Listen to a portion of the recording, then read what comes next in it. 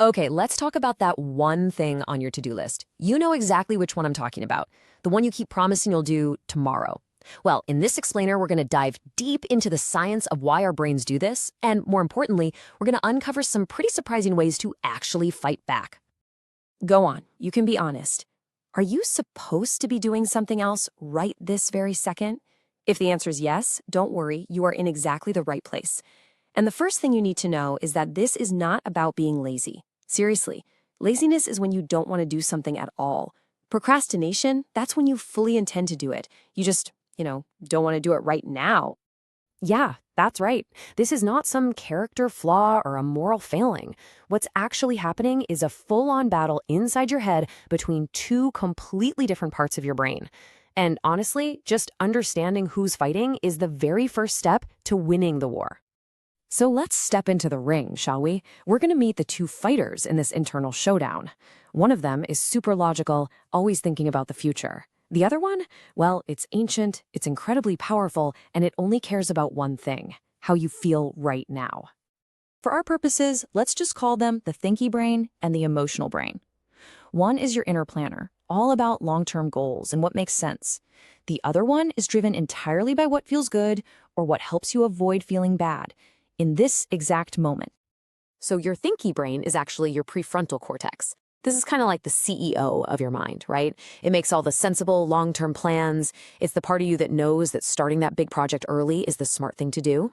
But, and this is so important, in evolutionary terms, it's the new kid on the block, and it gets overpowered really, really easily by its much older, much stronger opponent.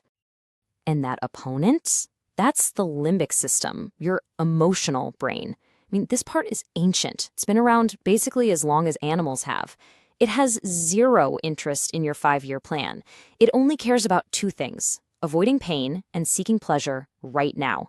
So when it sees a difficult or boring task on the horizon, it sounds this huge internal alarm bell. Okay, so what is it that triggers that alarm? I mean, why does this ancient, powerful part of our brain treat writing an email or doing our taxes like it's a saber-toothed tiger? The reason? It's probably not what you think. And here it is, the big reveal. Procrastination is not a time management problem. Let me say that again. It is an emotion management problem. You're not actually avoiding the task, you're avoiding the negative feelings that you have attached to that task.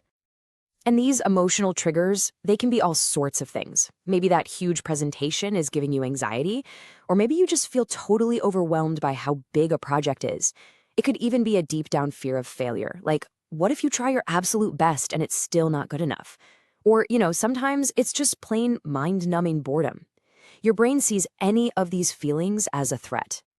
This is exactly why putting things off feels so good in the moment. It gives you this immediate hit of relief from all those bad feelings. And your brain, well, it's a fast learner. It quickly figures out that avoiding the task is a super effective way to escape the discomfort. So it becomes a coping mechanism, not some kind of moral failing.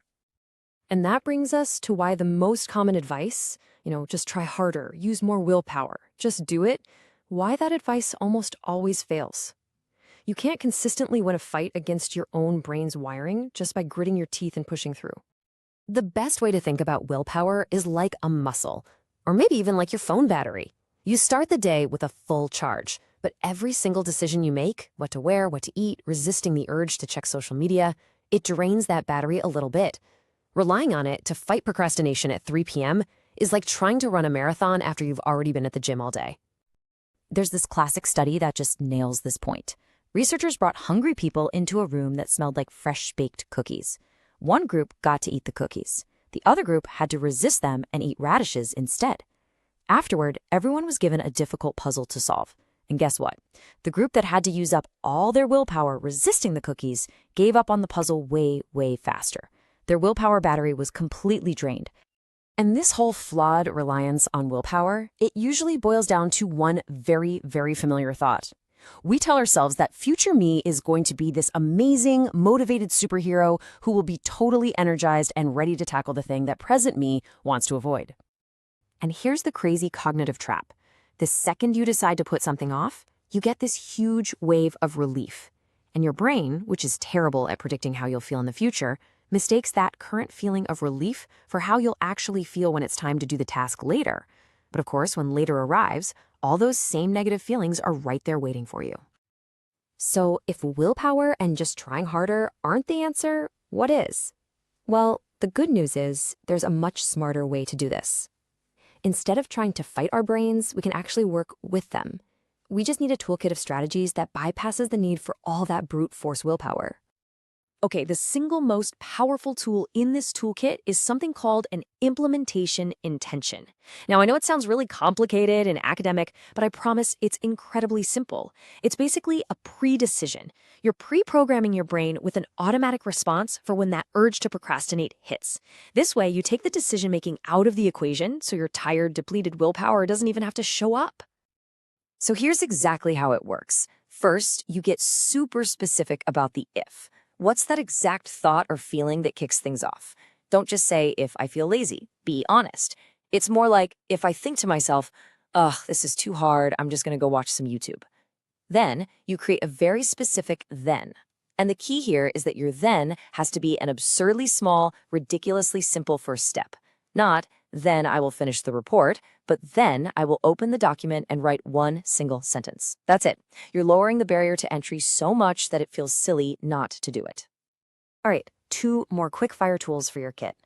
First, eliminate your distractions. Make it physically harder to give in to your go-to procrastination habit. If you always grab your phone, put it in another room on silent. Add friction. And the second tool, this one is surprisingly powerful. Practice self-forgiveness. I know, it sounds counterintuitive, but research clearly shows that people who forgive themselves for procrastinating are actually less likely to do it again. Beating yourself up just piles on more negative emotions, making the task feel even more awful next time around.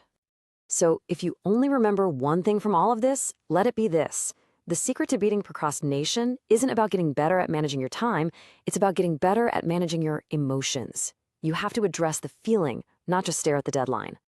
So, I'm going to leave you with this question, but don't just think about it. I want you to actually do it. What is the one specific if-then plan you can create right now for that one task you've been putting off? Trust me, your future self is going to thank you.